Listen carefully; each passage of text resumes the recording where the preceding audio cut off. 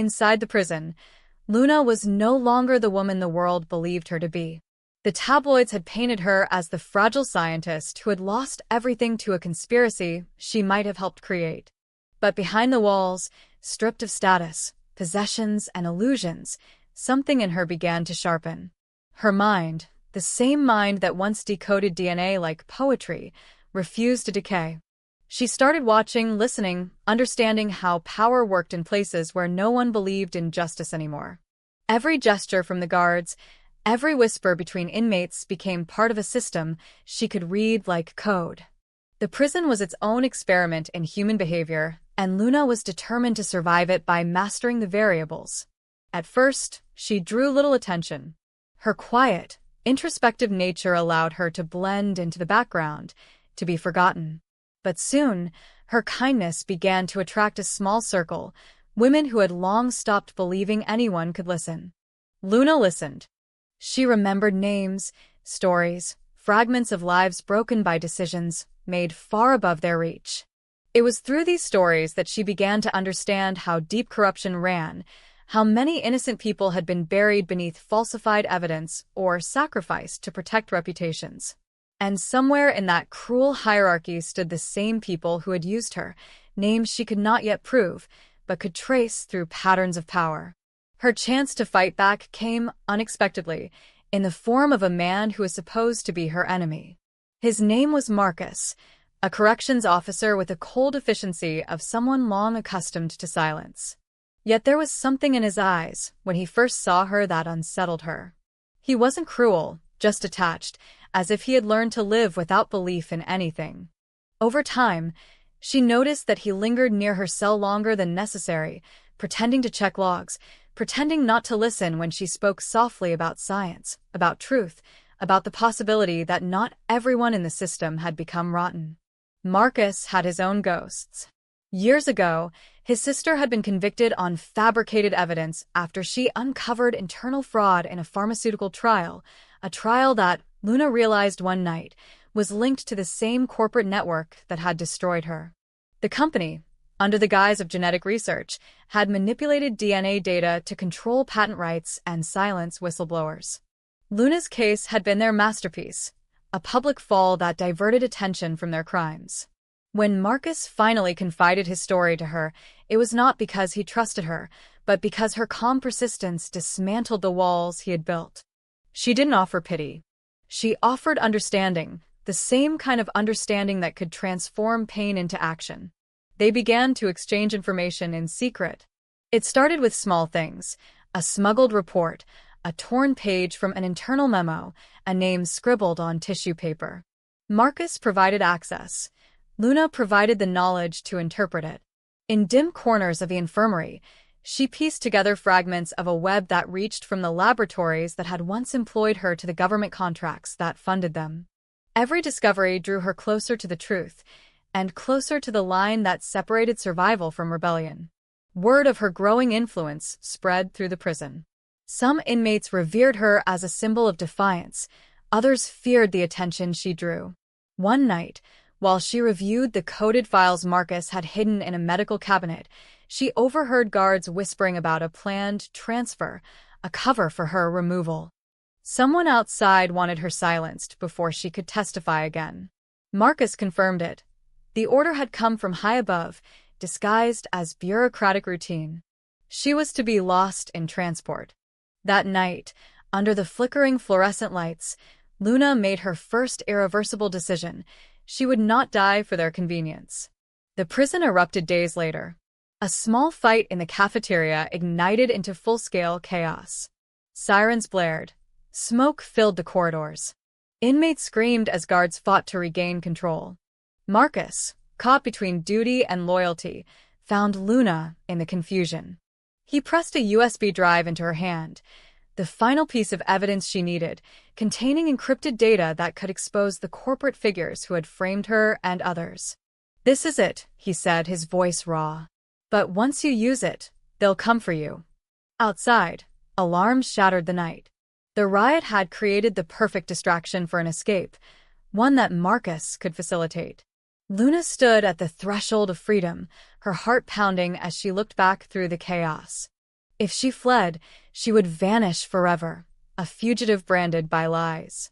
But if she stayed, she could hand over the evidence, dismantle the empire that had destroyed countless lives, including her own. One path meant survival, the other, sacrifice. Her mind raced through every consequence. Freedom would mean leaving behind everyone who had helped her, the inmates who believed in her, Marcus who had risked everything. But staying meant trusting a justice system that had already proven corrupt. She saw the reflection of her own conflict in Marcus's eyes, a man who had lost faith in redemption, watching a woman decide whether to try for it again. "If you go," he said quietly, "you'll live as they say you are. If you stay, you'll die as who you truly are." The flames crept closer. Luna's body trembled, not from fear but from the unbearable weight of choice. She remembered the faces of those who had been silenced, the names erased from trial records, the children who would grow up believing their parents were criminals. She also remembered her child, her last connection to the life she had once lived, to the love she had lost in the chaos. She wanted to see that child again, to reclaim her life. But she knew that if she ran, the truth would vanish forever, buried beneath another convenient tragedy. She turned to Marcus and handed him the drive. "If I can't make it," she said, "you have to." He hesitated, knowing what that meant, that she had chosen to stay, to fight from within. The riot intensified. The walls shook with explosions of rage and desperation. Guards stormed the halls, beating back prisoners, dragging bodies. Luna moved toward the infirmary, the one place she could access the prison's secure network to upload the data. Marcus tried to stop her, but she was already running. The upload was slow. Each second felt like an eternity. Files transferred piece by piece, while outside, the riot reached its peak. Smoke stung her eyes, her lungs burned. A guard spotted her through the glass and shouted. Luna didn't stop. She watched the progress bar inch forward. 85%, 90%, 99%. The door burst open.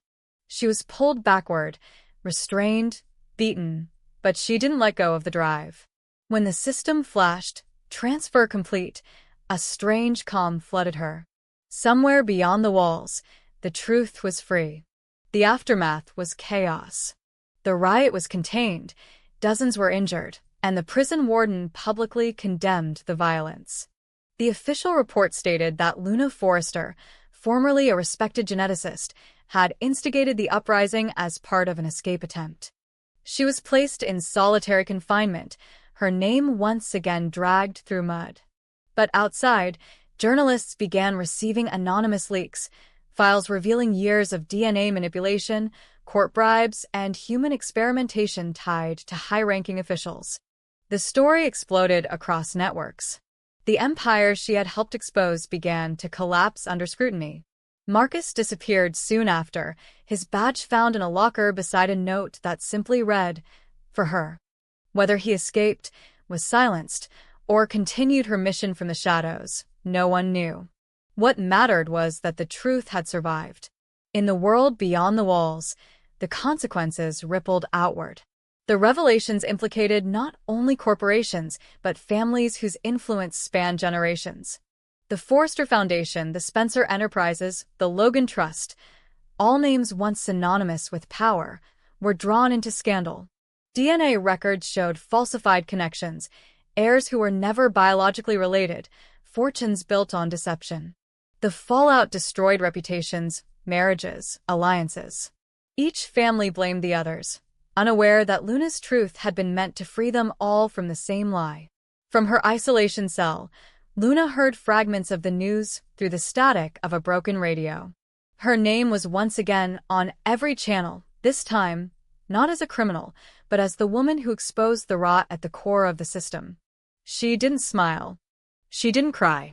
The victory felt hollow.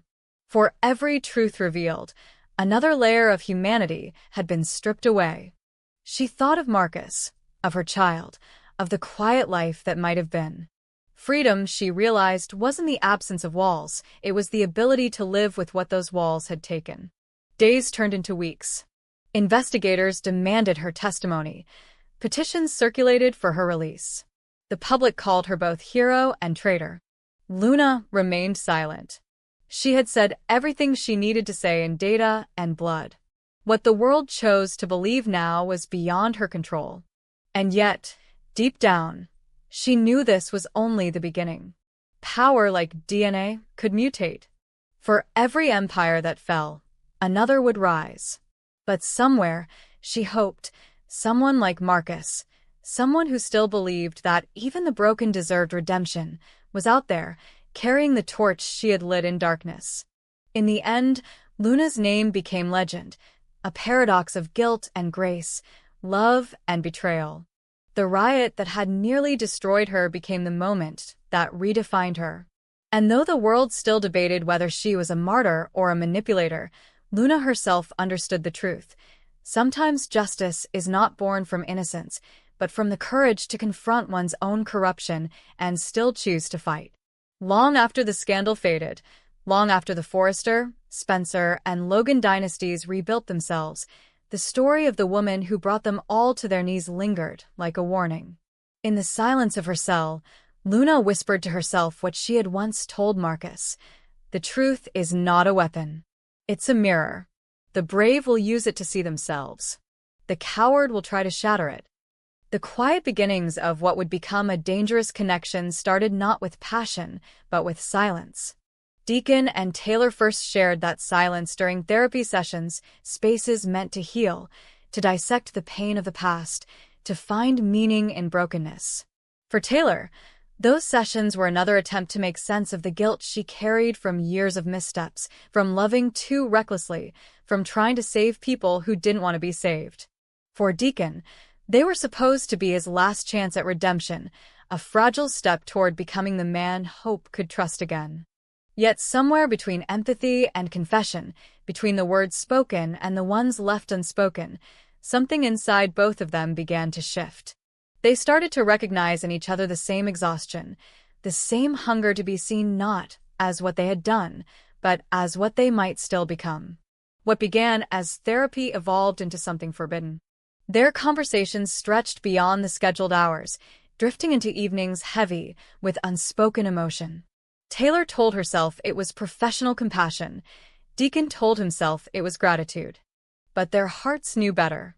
The boundaries blurred gradually. Through a shared smile, a touch that lingered too long, a silence that said everything. When they finally crossed that invisible line, it wasn't born of lust but of desperation. Two wounded souls, colliding not because they wanted to, but because they couldn't bear the isolation any longer. The intimacy that followed was tender, trembling, filled with both shame and solace. It was the kind of connection that promised healing but carried destruction within it. They tried to end it, both terrified of the consequences, both knowing that their union violated every ethical and emotional rule they were supposed to uphold. Taylor felt her professional identity crumble. She had sworn to protect, not to need. Yet with Deacon, her control faltered. He saw through her careful detachment, into the rawness beneath, the part of her that still blamed herself for every tragedy she couldn't prevent. Deacon, too, was terrified of what she made him feel. For years, his self-loathing had been armor. Now, in her presence, he began to imagine the impossible, that he might deserve love. They agreed to step back, to rebuild boundaries, but emotion has a way of disobeying reason. And while they struggled to hide their bond, someone else had already begun to see the cracks forming in their facade. Sheila Carter had always known how to read Deacon. She recognized the shift in his behavior. The way he spoke softer, the guilt that lingered behind his eyes, the hesitation before he met her gaze. For Sheila, whose world revolved around manipulation and control, Deacon had been more than an ally. He had been her proof that she could still anchor herself to humanity. His kindness, his flawed loyalty, gave her something like stability. But now that stability was threatened. When she discovered that Deacon had found solace with Taylor, a woman who embodied everything Sheila despised, respectability, empathy, redemption, her jealousy ignited into fury. It wasn't just about losing a man, it was about losing the illusion that she could be redeemed through him. Sheila's revenge began subtly. She knew how to destroy people without ever lifting a hand. She studied Taylor's weaknesses, her fear of professional disgrace, her fragile reputation as a psychiatrist who had already stumbled too close to the edge of ethical collapse. Using her connections, Sheila fabricated whispers. Files were leaked suggesting Taylor had compromised patient boundaries before, with hints that this latest breach involved a man tied to her past cases. She planted anonymous complaints, manipulated conversations, and staged carefully crafted encounters where Taylor appeared agitated and unstable. In public, Sheila played the role of the concerned friend, expressing worry over Taylor's mental state. In private, she relished every moment of watching her rival's composure unravel. Deacon, meanwhile, found himself trapped between guilt and fear. The more he tried to distance himself from Taylor to protect her, the more suspicious their connection appeared. Rumors spread quickly through the tight-knit circles of Los Angeles. Hope began to notice her father's distraction, while Steffi grew increasingly wary of her mother's emotional volatility. Ridge, always protective of Taylor, yet haunted by his own betrayals, began to question what she was hiding. Brooke, sensing another potential scandal that could threaten her family, moved to intervene. The lines between personal and professional blurred until no one could tell whether they were fighting for love or for control. Taylor's fall was gradual but devastating. An official complaint reached the medical board, accusing her of misconduct with a patient. Though no names were listed, the implication was clear. She faced suspension, public scrutiny, and the humiliation of being portrayed as a woman incapable of separating emotion from duty. Deacon tried to take the blame, but doing so would have only confirmed the allegations. They met in secret, their conversations a mix of panic and longing. "Maybe it's better if I lose everything," Taylor whispered one night. "At least it would make the truth stop hurting." Deacon wanted to believe they could still repair the damage, but every attempt to help her only deepened the chaos. Sheila's next move was psychological warfare. She began contacting Hope, planting doubts about her father's involvement with Taylor, framing the relationship as predatory, suggesting that Taylor had used her position to manipulate Deacon's recovery for personal satisfaction. Hope, torn between love for her father and her moral instincts, confronted him. The confrontation left Deacon shattered. For years, he had worked to rebuild Hope's trust, and now that fragile bond began to fracture again. Rich learned of the rumors soon after, and his anger was volcanic.